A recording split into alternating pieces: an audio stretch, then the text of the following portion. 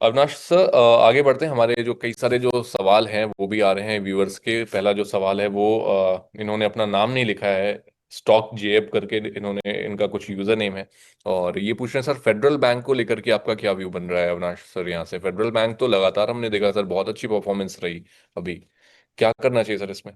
नहीं, बिल्कुल देखिए, अगर आपका नजरिया 6 12 मंथ्स है तो बैंकिंग में हम काफी पॉजिटिव, और प्राइवेट सेक्टर बैंक्स में फेडरल बैंक काफी वेल पोजिशन्ड है। देखिए, नॉट ओनली इनका लिक्विडिटी, इनका कासा, प्लस इनका गोल्ड का फाइनेंसिंग का जो बिजनेस है, प्लस जो एसएमई और एमएसएमई बिजनेस को ये फाइनेंस करते हैं, बहुत ही अच्छी नेटवर्क है। कहीं ना कहीं देखिए, रिजल्ट्स के बाद थोड़ा सा एक डिसअपॉइंटमेंट था, क्योंकि निम्स इतने नहीं आए जितने मार्केट्स को उम्मीद थे। लेकिन तीसरी तिमाही और चौथी तिमाही में हमको लगता है कि मैनेजमेंट ने भी क्लियरली कहा है कि वो बाउंस बैक करेंगे। तो जिनको खरीदना है, मैं समझता हूँ कि इवन एट दीज लेवल थोड़ा बहुत अगर आप बाइंग करते हो तो अच्छा रिस्क रिवॉर्ड आपका बन सकता है, प्रोवाइडेड आपके पास कम से कम 6 12 मंथ्स का टाइम फ्रेम है। ओके, चलिए अगला सर, जो सवाल है वो हिमांशु जी का आ रहा है। हिमांशु पूछ रहे हैं सर कि पावर सेक्टर में आपको क्या पसंद आ रहा है, और अगर अभी फ्रेश बाइंग करनी हो तो कहाँ पर बाइंग कर सकते हैं? देखिए, पावर सेक्टर में मुझे लगता है कि जो ट्रांसमिशन और डिस्ट्रीब्यूशन कंपनीज है, जैसे केईसी इंटरनेशनल है, देखिए ये कंपनी के पास करीबन 40,000 करोड़ का ऑर्डर बुक है। पिछले साल इन्होंने करीबन 550 करोड़ का प्रॉफिट किया था। हमको लगता है कि जिस प्रकार का ट्रैक्शन ऑर्डर विन में है, इसका बेनिफिट कंपनी के Q2 में भी आएगा। मेरे ख्याल से सितंबर के रिजल्ट अभी तक आने बाकी है, लेकिन काफी अच्छे आएंगे। यहाँ पे मुझे लगता है कि प्राइस इज अराउंड 840 845, यहाँ पे करीबन 1100 का टारगेट प्राइस लेके यहाँ पे आप पावर स्पेस को रिप्रेजेंट करने वाली इस कंपनी में जरूर निवेश कर सकते हैं। ऑलराइट, चलिए अगला सवाल सर रितु सिंह का है। रितु पूछ रही है कि इनके पास महिंद्रा, सॉरी टेक महिंद्रा के शेयर्स जो हैं वो मौजूद हैं, और इनके पास करेंटली 230 शेयर्स हैं। पूछ रही हैं क्या करना चाहिए सर महिंद्रा, टेक महिंद्रा में? टेक महिंद्रा के नंबर जो आ गए Q2 के, देखिए बहुत एनकरेजिंग थे, और ऑब्वियसली आई थिंक इसका क्लियरली अभी इन्होंने उनका एक्सपोजर थोड़ा सा टेलीकॉम सेक्टर पे कम किया है, दूसरे वर्टिकल्स पे उन्होंने इंक्रीज किया है, but overall I think the management commentary has been very positive. तो मुझे लगता है कि देखिए, जल्दबाजी मत करिए, ये भी एक अच्छा विकल्प है मिड आईटी पैक में। और ग्रुप अच्छा है, इसमें इन्होंने क्लियरली ऑलवेज शेयर होल्डर की वैल्यू क्रिएशन की है।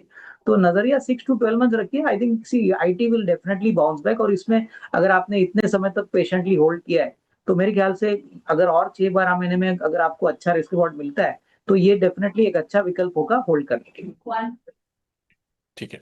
सर अगला एक थोड़ा इंटरेस्टिंग सवाल है, कमोडिटीज को लेकर के है, गोल्ड एंड सिल्वर पर सवाल है, अगर आप लेना चाहें तो।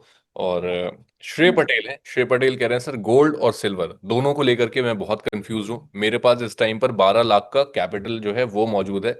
पूछ रहे हैं कि 5 केजी सिल्वर ले लूं सर, ठीक है, या फिर मैं 100 ग्राम्स गोल्ड खरीद लूं? नेक्स्ट 5 to 6 मंथ्स का जो है मेरा व्यू बन रहा है, क्या करना चाहिए सर, इन्हें ये पूछ रहे नहीं, मेरे ख्याल से देखिए, मैं गोल्ड और सिल्वर पे हम लॉन्ग टर्म पॉजिटिव है। हालांकि अभी थोड़ी सी बिकवाली दिख रही है, क्योंकि ट्रम्प साहब ने कहा है कि टैरिफ वो इमीडिएटली करेक्ट करेंगे। देखिए, गोल्ड का प्राइस बढ़ने का मेन कारण तो डोनाल्ड ट्रम्प साहब ही है, उन्होंने अनसर्टेनिटी क्रिएट कर दी, तो उसीलिए गोल्ड और सिल्वर में बहुत तेजी देखने को मिली। लेकिन जो भी कमोडिटी बहुत जल्दी जाती है, वो बहुत जल्दी नीचे भी आती है।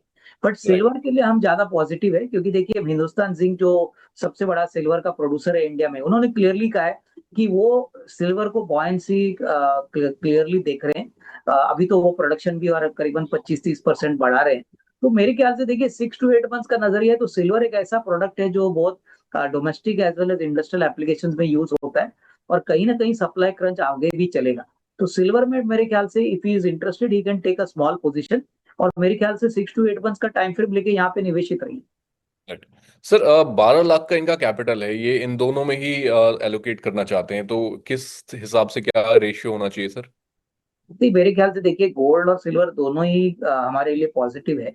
तो हम्म, होपफुली आई थिंक 60% सिल्वर में डालिए, 40% गोल्ड में डालिए, बट अगेन वो अपना रिस्क एपिटाइट के हिसाब से काम करे, यही मेरी बात रहेगी। ओके ठीक है श्रेय पटेल जी, आपके लिए ये एडवाइस है। यहाँ से सिल्वर जो है वो ज़्यादा पॉजिटिव नज़र आता है, अगर आपको इन्वेस्टमेंट करनी है 12 लाख रुपए की तो। जैसा कि सर ने बताया, आप 60% आप सिल्वर में कर सकते हैं, 40% जो है अपना पैसा आप वो गोल्ड में लगा सकते हैं। अगले 6 से 8 महीने का आपको नजरिया लेकर के चलना पड़ेगा। चलिए आगे बढ़ते हैं सर। अगला जो सवाल है वो सोहेल खान का है। सोहेल खान पूछ रहे हैं कि टाटा मोटर्स के शेयर्स हैं मेरे पास, 310 शेयर्स मौजूद हैं, अभी मैं करंटली प्रॉफिट में हूँ, क्या करना चाहिए सर?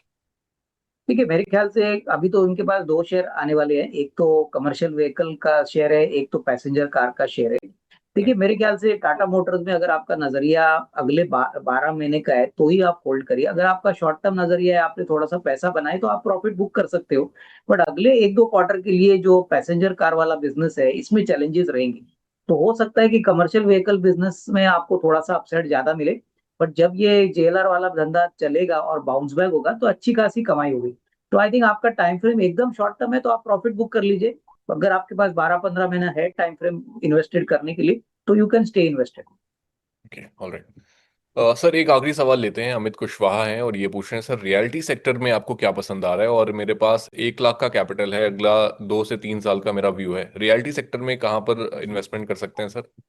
देखिए रियलिटी सेक्टर में हमको एक ऐसी कंपनी पसंद है जो बहुत real estate as well as data center में काम करती है। और कंपनी का नाम है अनंत राज। देखिए ये कंपनी नॉर्थ इंडिया में एनसीआर रीजन में काम करती है। ऑलमोस्ट 100 एकड़ जमीन है और वेरी अच्छे रेट्स इनको मिलते हैं, क्योंकि गुड़गांव में इनका ज्यादातर लैंड बेल्ट है। ये तो कैश का बिजनेस हो गया, लेकिन जो दूसरा बिजनेस है डेटा सेंटर, ये हम्म। बहुत ही प्रॉमिसिंग बिजनेस है और ऐसा कॉम्बिनेशन बहुत कम कंपनीज में आता है। डेटा सेंटर एक प्रॉमिसिंग अपॉर्चुनिटी है। और हाल ही में इन्होंने 1000 करोड़ का क्यूआईपी भी किया था। क्यूआईपी के बाद स्टॉक काफी टूटा है, 620 625 चल रहा है। मेरे ख्याल से अगले 1.5-2 साल में data centre will overtake the real estate business. तो यहाँ पे करीबन 750 का टारगेट प्राइस मिल सकता है, तो ये एक अच्छा विकल्प हो सकता है।